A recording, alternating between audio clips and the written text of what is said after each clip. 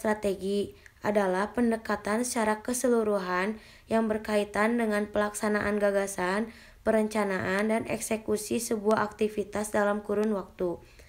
Strategi pengendalian biaya merupakan strategi organisasi bisnis dalam mempertahankan tingkat pengeluaran atau biaya dan mencegah pengeluaran yang tidak perlu. Prinsip strategi ini mengurangi pengeluaran untuk meningkatkan profitabilitas secara jangka panjang. Pengendalian biaya pelayanan rumah sakit untuk menanggulangi inflasi yang terjadi dalam melakukan cost containment yang meliputi setiap upaya untuk pengendalian biaya pelayanan kesehatan di rumah sakit. Biaya pelayanan kesehatan adalah dari sisi penyelenggaraan, yaitu dengan sejumlah dana yang harus disediakan untuk dapat menyelenggarakan pelayanan kesehatan. Dari sisi pengguna, dengan jumlah dana yang perlu disediakan untuk mendapatkan pelayanan kesehatan. Pembiayaan rumah sakit yaitu akibat perubahan sistem layanan kesehatan yang ada sekarang ini, dan dengan meningkatnya biaya kesehatan, maka pembiayaan rumah sakit dengan penggunaan asuransi kesehatan menjadi hal yang dibutuhkan. Dalam asuransi kesehatan, sistem managed care menjadi salah satu pemecahan masalah. Managed care merupakan suatu sistem yang terintegrasi dalam pembiayaan dan layanan yang tepat, serta sesuai bagi peserta dengan menggunakan satu atau lebih elemen-elemen berikut ini. Yang pertama yaitu mengatur dengan unit layanan tertentu untuk memberikan jasa medik yang komprehensif. Yang kedua, seleksi unit layanan harus memenuhi standar. Ketiga, pelaksanaan program dalam jangka perbaikan mutu, utilization review. Yang keempat, penekanan agar peserta tetap sehat sehingga utilasi berkurang. Kelima, insentif merupakan uang bagi para peserta untuk menggunakan unit layanan yang ditetapkan dan mengikuti prosedur yang ditentukan oleh plan. Ciri dari managed care yang dapat dilakukan adalah dengan yang pertama, utilization review yang ketat. Kedua, memonitoring dan menganalisis pola praktek dokter. Ketiga, memakai dokter umum dan tenaga medik lainnya untuk mengelola pasien. Yang keempat, menciptakan layanan kesehatan dengan kualitas yang tinggi dan efisien. Faktor utama dalam memanage care yang harus dilakukan adalah mengelola pembiayaan dan memberikan jasa kesehatan. Yang kedua, menggunakan teknik kendali biaya. Yang ketiga itu membagi resiko keuangan antar provider dan asuransi. Dan yang terakhir, mengelola utilasi dari pelayanan kesehatan.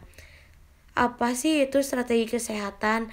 Nah, menurut Organisasi Kesehatan Sedunia yaitu WHO sendiri memberi fokus strategi pembiayaan kesehatan yang memuat isu-isu pokok, tantangan, tujuan utama, kebijakan, dan program ASI itu pada umumnya adalah dalam area sebagai berikut.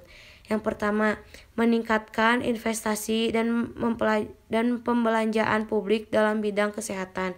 Kedua, mengupayakan pencapaian kepesertaan semesta yang penguatan pemeliharaan kesehatan masyarakat miskin.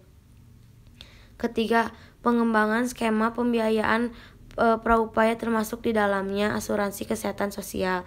Yang keempat, penggalian dukungan nasional dan internasional. Yang kelima, penguatan kerangka regulasi dan intervensi fungsional. Keenam, pengembangan kebijakan pembiayaan kesehatan yang didasarkan pada data dan faktor ilmiah. Yang ketujuh, yaitu dengan pemantauan dan evaluasi. Nah, ada implementasi strategi pembiayaan kesehatan di suatu negara diarahkan kepada beberapa hal pokok, yaitu satu, kesinambungan pembiayaan program kesehatan prioritas. Kedua, reduksi pembiayaan kesehatan secara tunai perorangan. Ketiga, menghilangkan hambatan biaya untuk mendapatkan pelayanan kesehatan. Keempat, pemerataan dalam akses pelayanan. Yang kelima, peningkatan efisiensi dan efektivitas. Keenam, kualitas pelayanan yang memadai dan dapat diterima penggunaan jasanya.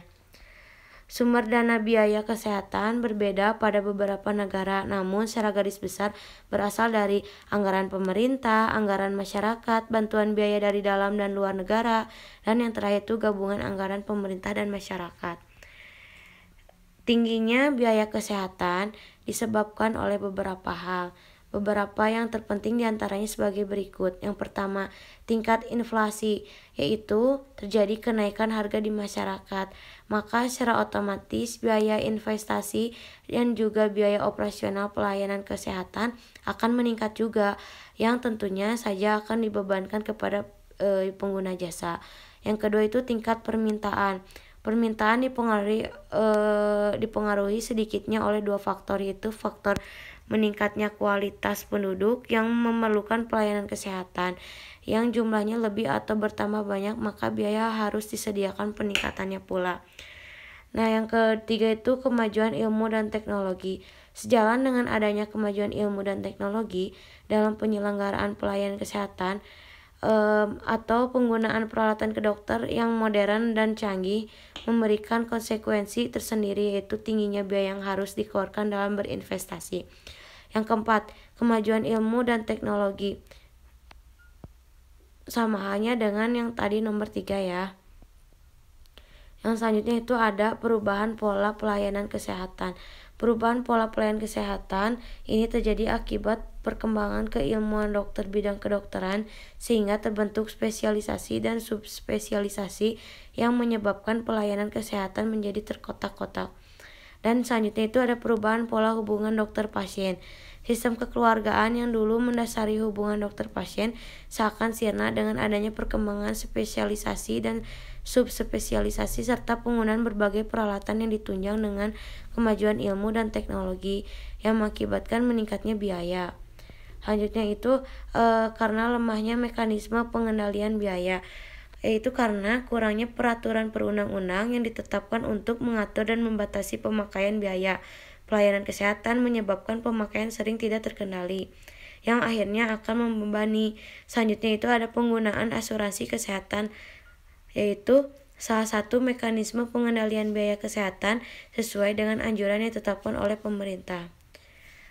Sekian presentasi dari kelompok 5. Wassalamualaikum warahmatullahi wabarakatuh.